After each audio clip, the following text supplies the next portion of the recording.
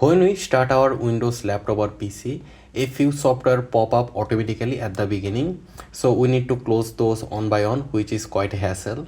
So I'm going to show you in this tutorial that how you can stop those startup app or software opening at the beginning from your Windows. So first of all, we are going to go to our Windows search option. Here you can see we have the search option. Then from the search option, go to the setting or just search for settings. Here you can see settings. After that, you need to go to this app option. Here you can see apps. And once you go to the app option, here you can see we have the startup option. Just click on startup.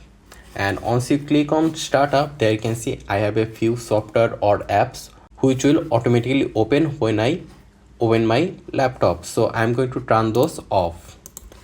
So there is a few of those, and once I turn those off,